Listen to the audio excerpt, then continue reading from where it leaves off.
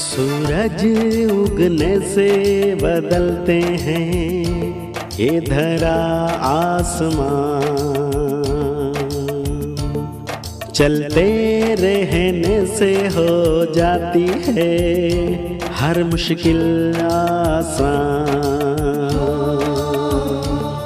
चिंता को छोड़ कर आओ कर ले मन में शुभ चिंतन, हर पल को कर ले सफल सफल कह रही है ये पवन।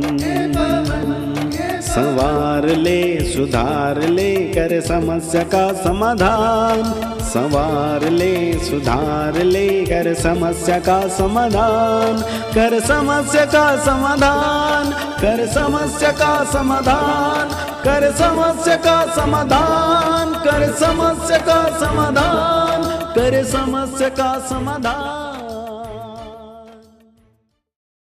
नमस्कार, आदाब, सत श्री अकाल मित्रों, स्वागत है समाधान कार्यक्रम में एक बार पुनः आप सभी का। किसी ने बहुत सुंदर पंक्तियां कही हैं कि कौन कहता है कि खुदा नज़र नहीं आता, सिर्फ वही तो नज़र आता है जब कुछ और नज़र नहीं आता।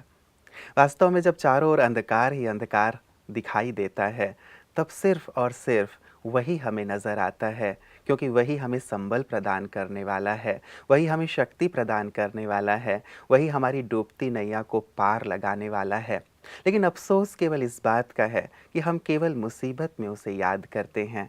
अगर अच्छे दिनों में भी हम उसे याद करें, दिन की शुरुआत भी उसकी याद से करें, तो दिवस कितना सुंदर होगा, जीवन कितना सुंदर हो जाएगा। और वास्तव में परमात्मा पिता हमें सब कुछ देने को आतुर हैं। सोचें कि कोई बहुत अमीर व्यक्ति हो, उसका बेटा यदि भिक्षा मांग रहा हो, दर बदर की ठोकरें खा रहा हो, तो उस अमीर पिता को कैसा लगेगा। ठीक हमारे भी पिता सर्व शक्तियों के सागर हैं, शांति के सागर हैं, आनंद के सागर हैं, सुख के सागर हैं। और आज हम शांति के लिए, सुख के लिए दर बदर ठोकरें खा रहे हैं। कैसा लगता होगा उन्हें। आवश्यकता केवल, जैसे कल की हमारी चर्चा में एक बात निकल के आई थी, ज्ञान चक्षु की है, सही ज्ञान की, सही समझ की, एक ऐसी नज़र की जिसके माध्यम से हम उन्हें देख सकें, उन्हें पहचान सकें, उन्हें महसूस कर सकें। जब ये नज़र हमें प्राप्त हो जाएगी, जब ये ज्ञान का चक्षु हमें प्राप्त हो जाएगा, तो वो दिन दूर नहीं जबकि हमारा पूरा जीवन खुशहाली से भर जाएगा। हमारी तो यही आशा है, यही उम्मीद है, यही शुभकामना है। समाधान का लक्ष्य यही है कि आपका जीवन ऐसा ही खुशनुमा हो जाए। इन्हीं शुभकामनाओं के साथ आइए आज की कड़ी की शुरुआत करते हैं। भ्राता जी, आपका बहुत बहुत स्वागत है, अभिनंदन है। बहुत सारी समस्याएं लोगों की तो हैं ही, लेकिन जिस ज्ञान चक्षु की बात लगातार आप कर रहे हैं भ्राता जी, वो ज्ञान चक्षु कैसे हमेशा खुली रहे। ऐसा होता है कि आँखें कई बार बंद हो जाती हैं, और ये जो ज्ञान चक्षु है जो दिखाई नहीं देती है, वो तो ज़्यादातर बंद ही हो जाती है। ये चक्षु खुले रहते हैं, वो चक्षु बंद हो जाती है। ये हमेशा कैसे खुली रहे ताकि हम उस परम सत्ता की अनुभूति करते रहें। देखिए, ज्ञान चक्षु है, ये तीसरा नेत्र है, और इसलिए भगवान को ज्ञान चक्षु विधाता कहा जाता है। वही ये दिव्य नेत्र हमें प्रदान करता है। लोगों ने चित्रों में इसको यहाँ दिखा दिया है, शंकर जी को हम देखते हैं। हाँ, और जैन तीर्थंकरों के जो चित्र बनाए जाते हैं उनमें भी अनेक जगह वो तीसरा नेत्र खुला हुआ दिखाते हैं। वास्तव में यहाँ कोई नेत्र नहीं होता। बुद्धिस्ट के यहाँ भी वो यहाँ कुछ कुछ करते हैं तीसरे नेत्र को ओपन करने के लिए, लेकिन इसकी ज़रूरत नहीं। तीसरा नेत्र तो ज्ञान का है। जिस मनुष्य की बुद्धि में ज्ञान भर जाता है, यानी जिसकी बुद्धि सद्विवेक से और दिव्य विवेक से भरपूर हो जाती है, उसकी ये बुद्धि ही तीसरा नेत्र कहलाती है। तो हमारा तीसरा नेत्र खुला रहे, माना हमारी बुद्धि में ज्ञान की अवेयरनेस रहे, ज्ञान सदा हमें याद रहे, परिस्थिति और दुनियावी बातें ज्ञान को भुला न दें। हो ये रहा है बहुत सारे लोगों के साथ कि जब वो कार्य व्यवहार में व्यस्त होते हैं, या समस्याएं जब उनको अपने अधीन कर लेती हैं, या जब उनका मन व्यर्थ में भटकने लगता है, या आजकल टीवी और ये वो बहुत कुछ जब देखते हैं लोग, तो ज्ञान विस्मृत हो जाता है। इसको ही कहा जाता है कि तीसरा नेत्र बंद हो गया। तो रोज सवेरे ईश्वरीय महावाक्य सुने, परमात्मा से अपना कनेक्शन जोड़े, और बुद्धि में ज्ञान को स्मरण रखें। ये तो संभव नहीं कि सारा दिन कोई ज्ञान स्मरण रखेगा, लेकिन ऐसा लक्ष्य जरूर रखें कि कुछ ज्ञान की बातें हमारे चित्त में इतनी गहराई से उतर जाएं कि जब वैसी बातें सामने आए तो वो हमें याद आ जाए। ये सब जगह होता है ना। मान लो हम जा रहे हैं, रास्ते में गड्ढा है, हम तुरंत रुक जाएंगे। ये तो नहीं ना हमारे नेत्र बंद हो गए, हमारे नेत्रों में ये भरा हुआ है, हमारे विवेक में भरा हुआ गड्ढा है, चोट लगेगी, गिरोगे, एक्सीडेंट होगा, इसलिए बच के चलो। खाने पीने में कुछ ऐसी चीज़ आ गई, हमारा बुद्धि का नेत्र खुला रहता, ये नहीं खाना भाई, इसमें ये चीज़ ज़्यादा है। हर जगह हम हर फील्ड में देख सकते हैं हमारा नेत्र खुला रहता है। बस जरूरत इस चीज़ की है, ज्ञान के नेत्र में ज्ञान की, सद्विवेक की कुछ बातें हम इस तरह भर दें कि जब परिस्थिति आए हमें वो याद आए। मान लो कोई अनहोनी घटना हो गई, किसी की मृत्यु हो गई, अब किसी का एक्सीडेंट ही हो गया। अब एक्सीडेंट होना बड़ी दर्दनाक घटना होती है। न जाने किसका कौन प्रियजन था, किसका इकलौता बच्चा था, किसका कमाने वाला व्यक्ति था, उसकी मृत्यु हो गई एक्सीडेंट में। एक उस सीन को देखना, दूसरा अब कमाने वाला कोई नहीं रहा या बच्चा नहीं रहा, माँ निसंतान हो गई, कमाने वाला कोई नहीं, हम बेसहारा हो गए। दो चीज़ें होती हैं। अब ये चीज़ें ज्ञान के तीसरे नेत्र को बंद कर सकती है, इनका चिंतन बहुत चलेगा। लेकिन हमें ज्ञान की स्मृति रखनी है, ड्रामा का विशेष ज्ञान हमें प्राप्त है। हम ये संकल्प कर लें कि जाने वाले का समय पूर्ण हो चुका था हमारे पास, अब उसको जाना ही था। वो भगवान की संतान है, थी, उसके पास चली गई। हमारा कोई सहारा नहीं रहा, ऐसा भी कुछ नहीं, भगवान हमारा सहारा है। एक जगह से कोई चीज़ नहीं मिल रही है, दूसरा मार्ग हमारा खुल जाएगा, सब कुछ ठीक हो जाएगा। तो इसको कहेंगे ज्ञान नेत्र खुला रहना। लेकिन बहुत निगेटिव हो जाना, बहुत व्यर्थ में चले जाना, इससे ज्ञान विस्मृत हो जाएगा। इसको कहेंगे ज्ञान का नेत्र बंद हो जाना। जी, तो आवश्यकता है कि हम अपने ज्ञान चक्षु को खुली ही रखें, ताकि हमारा जीवन बहुत सहज और सरल हो जाए और परमात्मा पिता भी हमें जो देना चाहते हैं वो चीज़ हमें दे सकें। और वैसे भी कहते हैं भ्राता जी कि विवेकपूर्ण यदि कोई कार्य किया जाए तभी हमें उसमें सफलता मिलती है और तभी वो कार्य सुंदर ढंग से संपन्न होता है। और यदि विवेकपूर्ण ना हो, विवेक यदि मारी गई हो, तो कार्य वैसे भी संपादित ठीक ढंग से नहीं हो पाता। तो हम इस ज्ञान के नेत्र को खुली अवश्य रखें। भ्राता जी, ये मेल्स हमारे पास आए हुए हैं। ये पहला मेल मैं ले रहा हूँ, ये हैं ब्रह्मा कुमार प्रदीप जी, और ये पूछ रहे हैं कि कई लोग ऐसा पूछते हैं कि यदि हम दूसरों को सकाश देंगे तो क्या हमारी शक्तियाँ कम हो जाएंगी। वो ऐसा सोचते हैं कि योग में बाबा आप इनको सकाश दो, तो क्या उचित है? क्या हमें बाबा से शक्तियाँ लेकर सकाश देनी चाहिए या डायरेक्ट बाबा से ही दिलानी चाहिए? ये ब्रह्मा कुमार प्रदीप जी हैं रायपुर से। राजयोगियों का ये प्रश्न रहता है कि हम दूसरों को अच्छे वाइब्रेशंस देंगे तो क्या हमारी शक्तियाँ कम हो जाएंगी? बिल्कुल नहीं।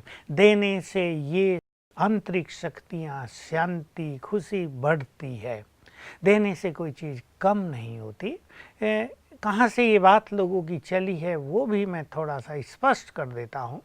जो लोग रेकी करते हैं वो भी ऊपर से, जिसको कॉस्मिक एनर्जी कहते हैं, लेके फिर देते हैं, तो उन्हें अच्छी फीलिंग होती है। विदेशियों में कुछ ऐसे हीलर हुए जो अपनी शक्तियाँ यूज करते रहे और बाद में बिल्कुल वीक पड़ गए, उन्हीं बीमारियों के कुछ शिकार हो गए। तो वो लेते थे? वो लेते नहीं थे, उनको लेना नहीं आता था।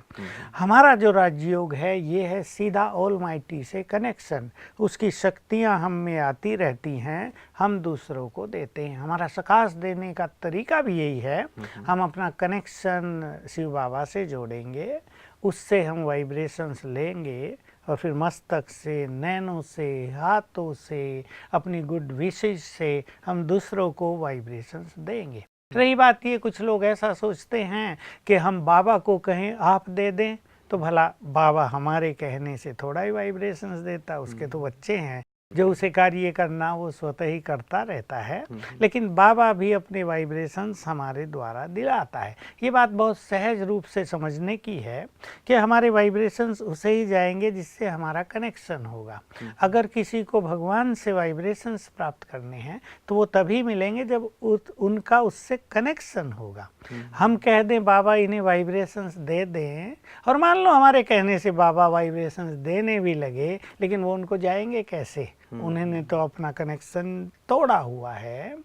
इसलिए हम उन्हें आत्मा देखकर, क्योंकि उनसे हम कनेक्टेड हैं, हम उनके पूर्वज हैं, हम उनके इष्ट देव देवियां हैं, इसलिए वो सूक्ष्म रूप से हमसे जुड़े हुए हैं। तो हम बाबा से लेंगे और हम उन्हें देंगे। दूसरी ये बात ठीक वैसी बात हो गई हाँ, भ्राता जी, शायद जो मैं समझ पा रहा हूँ कि हर एक के घर में यदि टेलीविजन सेट है भी तो डायरेक्ट वो कनेक्टेड नहीं है, लेकिन एक टावर के थ्रू वो कनेक्टेड है, जिससे कि उन तक वो पहुंच रही है। देखिए वो जो रिले किया जा रहा चीज वो सैटेलाइट को जा रहा है जी, टावर्स उसे कैच और करके फिर वहाँ वहाँ भेज पहुंचा रहे हैं। तो तो जैसे यही विधि सब जगह काम करेगी। डायरेक्ट कुछ भी नहीं होता। वैसे भी बीज का अगर सब कुछ जाना है तो जड़ों के और तनों के से होकर माध्यम के से ही ही जाएगा। शाखाओं में या एक एक पत्ते में जाएगा। जी। जो राजयोग कर रहे हैं वो परमात्मा के माध्यम बन जाते हैं और उनके माध्यम से ये वाइब्रेशन संसार में जाते हैं। एक और चीज जो मैं कहना चाहूँगा, हम निरंतर प्रकृति से भी जुड़े रहते हैं,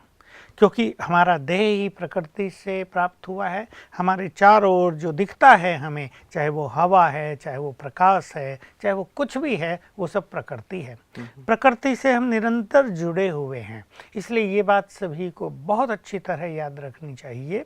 जितना हम योग युक्त रहते हैं, जितनी अच्छी हमारी प्योरिटी है, जितना सुंदर चिंतन हम करते हैं, उसके वाइब्रेशंस को ये प्रकृति ऑटोमेटिकली ग्रहण करती जाती है।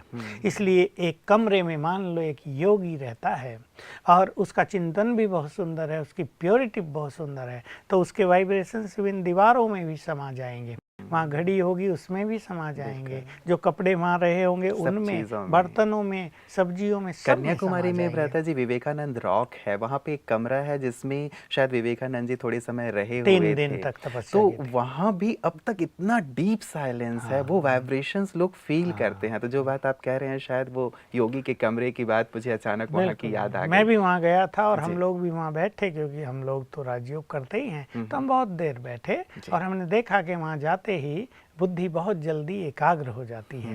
तो ऐसे ही ये हमारे वाइब्रेशंस काम करेंगे। हमें ये एक सिंपल रूप से याद रखना है, जितना अच्छा हम योग करते रहेंगे उतने ही वाइब्रेशंस ऑटोमेटिकली भी सबको जाते रहेंगे और पर्पजली भी हमें किसी व्यक्ति को या किसी स्थान पर देने भी चाहिए। बिल्कुल। तो भ्राता जी ये बात स्पष्ट हो गई कि हम यदि देते हैं तो हमारी शक्तियाँ नष्ट नहीं होती हैं। और वैसे भी अध्यात्म का सिद्धांत ये कहता है भ्राता जी कि जितना दोगे उतना बढ़ता जाएगा। ये तो शायद स्थूल चीजों से जुड़ी हुई बात है कि चलो मेरे पास 1 रुपया था, मैंने आपको दे दिया तो मैं कंगाल हो गया। लेकिन यदि मैं आध्यात्मिक रूप से खुशी, शांति, शक्ति यदि किसी को देता हूं तो मल्टीप्लाई ही होता चला जाता है। एक चीज और इसमें जानने योग्य है, मान लो हम किसी आत्मा को शांति के वाइब्रेशंस दे रहे हैं, कई लोग ये भी सोचते हैं कि हमारे जा भी रहे हैं या नहीं। इसका प्रूफ क्या है हमारे वाइब्रेशंस जा रहे हैं?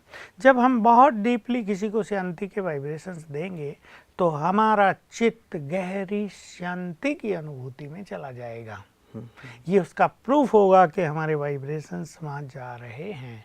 तो देखिए, देने से हमारी तो कई गुनी बढ़ गई शांति, तो देने से हमेशा बढ़ता है। ये संकल्प निकाल देना चाहिए कि हमारी कम होगी। बिल्कुल। भ्राता जी ये जो शब्द है सकाश, मुझे लगता है कि हमारे बहुत सारे जो दर्शक हैं वाकिफ नहीं है कि ये सकाश ये है क्या, जो चर्चा हम कर रहे हैं। कृपया थोड़ा सा स्पष्ट कर दें ताकि वो भी समझ सकें। देखिए, ये सब तो भिन्न भिन्न भाषाओं के होते हैं और किसी भी संगठन में जो एक शब्द प्रचलित हो जाता है उसको सब प्रयोग करने लगते हैं। दूसरों को वाइब्रेशंस देना, इसको दूसरे शब्दों में पहले से करंट भी कहते थे। दूसरों को स्पिरिचुअल करंट देना, अच्छे वाइब्रेशंस देना, किरणें फैलाना, इसको सकाश देना कहा जाता है। बिल्कुल बिल्कुल। तो ये हमारे भाई बहनें भी कर सकते हैं। और जो सुबह और शाम ये कर रहे हैं, सुबह 6 बजे और शाम को 6 बजे का योग, तो ये भी वास्तव में एक प्रकार का सकाश देना ही ये सकाश देना ही है कि हम उन आत्माओं को जिनकी समस्याएं बहुत ज़्यादा हैं, जहाँ मेडिकल साइंस भी हाथ खड़ा कर देती है, जहाँ मनुष्य हर तरह से हिम्मत हार जाता है, ऐसे में उन आत्माओं को हमें बल देना, विशेष रूप से शक्तियों के वाइब्रेशंस देना, इसकी बहुत ज़रूरत है। शांति दें, वो शांति तो थोड़ी अल्पकालीन भी हो सकती है, लेकिन हम ऐसी शक्तियों के वाइब्रेशंस दें ताकि मनुष्य के अंदर ऐसी सामर्थ्य आ जाए कि वो आने वाली समस्याओं को बड़े आनंद पूर्वक फेस कर सके। वो समस्याएं उसको तोड़ न दें, वो समस्याएं उसको बिल्कुल निराश हताश न कर दें, बेचैन न बना दें। ठीक है, समस्या आई है, भारी भी लगी हो, लेकिन हम पावरफुल हैं, ऐसी शक्ति हर एक के अंदर आ जाए, हम इन्हें पार कर लेंगे। मनुष्य का उमंग, उत्साह, उसका करेज बना रहे, बोल्डनेस बनी रहे, इसके लिए हमें शक्तियों के वाइब्रेशंस तो देने ही चाहिए। बिल्कुल बिल्कुल, इसी की शायद बहुत ज़्यादा बहुत आवश्यकता है भ्राता जी, और इसीलिए हम लोगों ने सहयोग बैंक की शुरुआत की है कि संसार के सभी लोगों को आज इस सहयोग की बहुत ज़्यादा आवश्यकता है। कंबल दे देना, पैसे दे देना या थोड़ा और कुछ दे देना वो तो सहज है किसी के लिए भी, लेकिन ये मानसिक बल देना जो सकाश की बात आप कर रहे हैं, शायद सबसे ज़्यादा इसकी आवश्यकता है। भ्राता जी, अगला मेल हमारे पास आया हुआ है, ये है महाराष्ट्र कोल्हापुर से, लिखा है जयेंद्र शिंदे जी ने, और ये कहते हैं कि मुझे जुआ खेलने की आदत पड़ी हुई है, मैं इसमें बहुत पैसा गंवा देता हूँ, मुझ में और कोई बुरी आदत नहीं है, मुझे इस आदत से छूटने की विधि बताएं। मैं प्रतिदिन मुरली क्लास में भी नहीं जा पाता हूँ, यद्यपि मैं जाना चाहता हूँ। मेरे अंदर यह दृढ़ इच्छा है कि मैं एक अच्छा योगी बनूं, मैं क्या करूं? इच्छाएं बहुत अच्छी हैं इनकी, योगी बने, क्लास में जाएं, लेकिन जुआ खेलने की आदत बस इस इच्छा को पूर्ण करने में लग जाएं कि मुझे एक अच्छा योगी बनना है, तो बाकी ये जो बेकार के व्यसन आ गए हैं ये स्वतः ही पीछे छूट जाएंगे। क्योंकि योग एक ऐसा सब्जेक्ट है जो मनुष्य में अनेक योग्यताएं भर देता है, व्यसनों से उसके जीवन को मुक्त कर देता है, हमें याद दिला देता है तुम तो देव कुल की महान आत्माएं हो। ये जुआ खेलना, ये शराब पीना, ये तो तुम्हें शोभा ही नहीं देता। तो मन उससे हट जाएगा। साथ साथ मैं इन्हें ये भी कहूँगा कि जो पैसा ये जुए में लगाते हैं, लगाते तो इसलिए कि बढ़ के आएगा, पर बहुत करके लोग लॉस ही करते रहते हैं। वो पैसा बहुत बड़ा एक प्रलोभन है, इसलिए इसको व्यसन कहा गया ना, कि इससे मनुष्य, ये एडिक्शन है, इससे मनुष्य फिर छूट नहीं पाता। वो गंवा रहा है, लाखों गंवा रहा है, फिर सोच रहा है इकट्ठे 1 करोड़ आ जाएंगे, और इस बहाने वो सब कुछ गंवा देता है। लेकिन अगर इनको राजयोगी बनना है, अगर इनको ये स्मृति रहे कि मैं तो भगवान का बच्चा हूँ, भगवान इन चीज़ों को देखता होगा तो उसे कैसा लगता होगा, क्या उसे लज्जा नहीं आती होगी? ऐसा सोचकर अपने को ये ट्रेंड करें। और मैं ये भी कहूँगा जो ये पैसा उसमें लगाना चाहते हैं, ये भगवान के कार्य में लगाने लगे तो इनका पुण्य जमा होगा, पुण्यों का बल, और ये स्मृति मैं तो देवकुल की आत्मा हूँ, मैं तो भगवान की संतान हूँ, इसको ये दिन में 10 बार अवश्य करें, बस छूट जाएगा।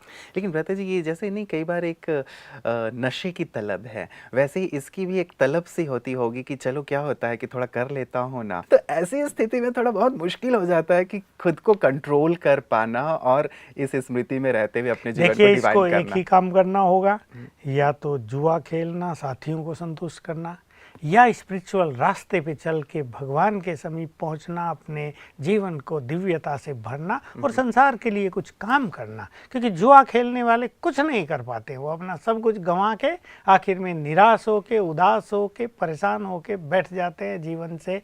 जीवन में जो खुशी है वो सब हाथ झाड़ के बैठ जाते हैं। इसलिए इसको संकल्प करना होगा कि मुझे तो संसार के लिए कुछ करना है, मुझे अपने परिवार के लिए बहुत कुछ अच्छा करना है।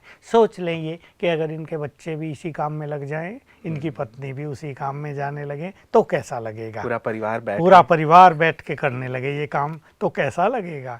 इसलिए जब कुछ महान कार्य करना हो तो इन सब चीज़ों को छोड़ ही देना चाहिए।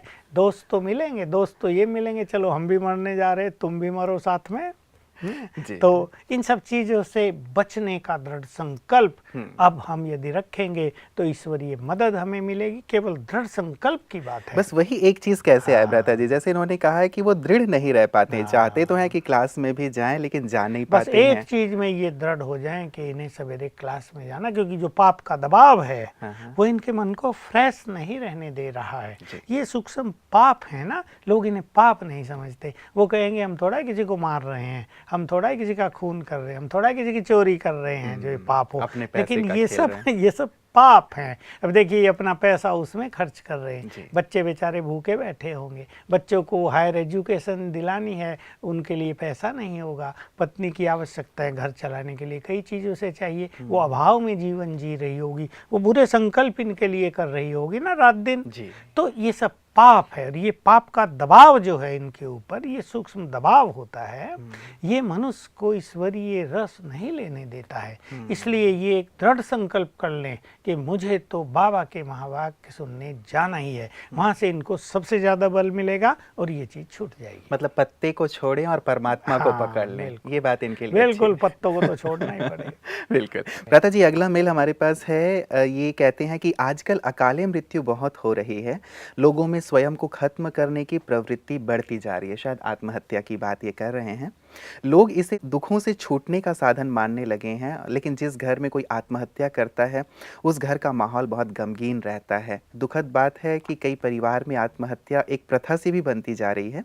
परिवार में विशेष करके माँ को ये भूलना भी बहुत कठिन हो जाता है जब उसका जवान बेटा आत्महत्या कर लेता है। ऐसे में योग के बाद चित्त भी शांत नहीं होता है, तो ऐसी विशेष जो स्थिति बन जाती है परिवार की, क्या किया जा सकता है इसके लिए? ये टेंडेंसी युवकों में बहुत बढ़ रही है, और कहीं कहीं बड़ों में भी जब वो देखते हैं उनके काम धंधों में बिल्कुल गड़बड़ हो गई है, पैसा फंस गया है, कर्ज बहुत बढ़ गया है, कुछ हो नहीं रहा। आज ही मुझे 2 ऐसे फ़ोन आए, एक तो लड़की का था, वही जो आजकल होता है अफेयर में, कि ये नहीं हुआ अब तो मैं जीना नहीं चाहती, मुझे लगता है संसार बिल्कुल सूना है, मैं तो मर जाना चाहती हूँ। मैंने उसे पूछ लिया पढ़ी लिखी कितनी हो, मैं सोचा थोड़ी बहुत पढ़ी होगी, कहा मैं प्रोफेसर हूँ। अरे मैंने कहा तुम प्रोफेसर और बुद्धिमान व्यक्ति, और तुम ये सब सोच रही हो? जीवन का आनंद लो, जीवन को एक लाइट दो, देखो संसार कितना सुंदर है, तुम्हें बड़े बड़े काम करने, मर के तुम्हें क्या मिलेगा। मैंने उनको कन्विंस किया, जो बात मैंने उनको कही वही मैं अपने सब दर्शकों को कहना चाहता हूँ। मैंने उनसे पूछा कि तुम देहधारियों से इतना प्यार करती थी? कि हाँ मैंने कर लिया, और उसका तो केस ऐसा था जो मैं बता नहीं सकता। उसने किसी ऐसे व्यक्ति से प्यार कर लिया जो उनके अपने थे, लेकिन ऐसे संबंधों में थे जिनसे शादी नहीं हो सकती थी। तो ये बहुत परेशान, कहा हमने तो पाप भी बहुत कर लिए। तो मैंने इनको कन्विंस किया कि मरने के बाद शांति नहीं मिलेगी। इतना प्यार अगर तुम भगवान को करो तो 84 जन्म तर जाओ, जन्म जन्म तुम्हें अच्छा पति मिले, तुम्हारा प्यार सफल हो, लेकिन अब तो प्यार भगवान को करना पड़ेगा। तो छोड़ो देहधारियों के प्यार को, ये प्यार धोखा देने वाले हैं। मैंने उनको जीवन का महत्व बताया, वही मैं सब युवकों को कहना चाहूँगा। Life is a most beautiful gift of God.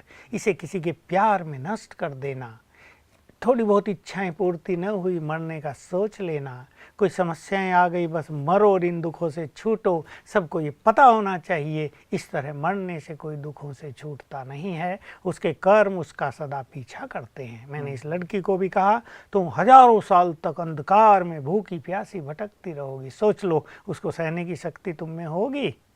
कहा नहीं। फिर मैंने हंसी में कहा अच्छा मर जाओ ना। कहा नहीं नहीं मरना तो नहीं चाहती, इच्छा होती है, पर ठीक है आप मुझे बताओ मैं क्या क्या करूं। उसको मैंने यही कहा अब राजयोगी बनो, रोज मुरली क्लास सुनने चलो, और एक अच्छा चिंतन शुरू करो। तुम प्रोफेसर हो, तुम हाईली एजुकेटेड हो, कहा मैं PhD भी कर रही हूँ। मैंने कहा वाह, तुम दूसरों को नई चीज़ देना चाहती हो, अब नई चीज़ अपने लिए भी ले लो। तो मैं सबको कहूँगा मरने का संकल्प सबसे बुरा संकल्प है। भगवान ने हमें ये जीवन देकर भेजा है, उसने जिस लक्ष्य से हमें जीवन दिया है वो हमें पूर्ण अवश्य करना है, नहीं तो ये उसकी भी अवज्ञा हो जाएगी। और ये भी सबको जानना चाहिए, ये आत्मघात जिसको जीवघात कहते हैं, सुसाइड कहते हैं, ये बहुत बड़ा पाप है, बहुत बड़ा पाप है। वैसे मनुष्य पाप 100 करे और ये 1 बराबर हो जाता है। इसलिए ऐसे पाप से सभी समझदार व्यक्तियों को बचना चाहिए। और जैसा मैं कह रहा हूँ कई लड़के लड़कियां इसलिए सुसाइड करते हैं कि चलो इस जन्म में नहीं शादी की, अगले जन्म में करेंगे। बिल्कुल, एक शायद एक गलत मानसिकता है कि चलो अभी हम नहीं मिल पाए लेकिन साथ मरेंगे तो शायद अगले जन्म में मिलेंगे। फोन आते हैं मुझे ऐसे भी कि हम तो मर रहे हैं, इस जन्म में हमारे माँ बाप ने हमारी शादी नहीं करने दी, अगले जन्म में करेंगे। मैं कहा अगर अगले जन्म में फिर ऐसे ही माँ बाप मिल गए तो क्या करोगे, कब तक मरोगे? इसलिए अगला जन्म होगा ही नहीं जो सुसाइड करते हैं, लंबा काल इन आत्माओं को भटक जाना पड़ता है। इसलिए इस दूषित मानसिकता से सभी युवकों को और बड़ों को भी सावधान होना चाहिए। अपने प्रियजनों से बात करनी चाहिए। मान लो समस्याएं भी आ गई काम धंधे में, कर्ज हो जाता है, मनुष्य को नींद नहीं आती, उसे ये तो सोचना चाहिए तुम तो मर जाओगे लेकिन तुम्हारे 2 बच्चे हैं, तुम्हारी पत्नी है, उनका क्या होगा? तुम्हारे माँ बाप को तुम रोता छोड़ कर जाओगे? चलो तुम सुखी भी हो जाओ मर के, तो उनको दुखी करके भला कोई सुखी कैसे हो सकता है?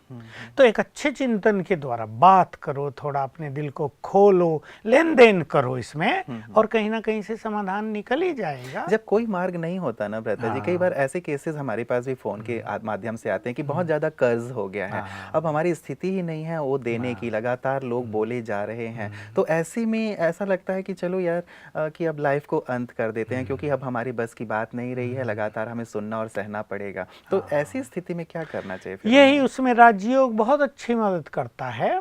हम राजयोग की भट्टी कराते हैं 21 दिन की, तो हमने बहुत केसेज में देखा कि कोई ना कोई मार्ग उन्हें निकल जाता है, कोई ना कोई सहयोगी साथी मिल जाते हैं, जो कर्ज मांगने आ रहे वो भी थोड़ा सॉफ्ट हो जाते हैं। अच्छा भाई तुम चलो हम तुम्हें और समय देते हैं, अपने कार्य को संभालो। और जो बिजनेस ठीक से नहीं चल रहा था, योग शक्ति से वो भी ठीक से चलने लगता है, तो कमाई अच्छी होने लगती है। इसलिए राजयोग का इसमें 21 दिन का जो योग भट्टी का प्रयोग है वो अवश्य कर लेना चाहिए। उसका सिंपल तरीका यही है कि पहले 7 बार 2 स्वमान याद करेंगे। मैं मास्टर सर्वशक्तिवान हूँ, विघ्न विनाशक हूँ।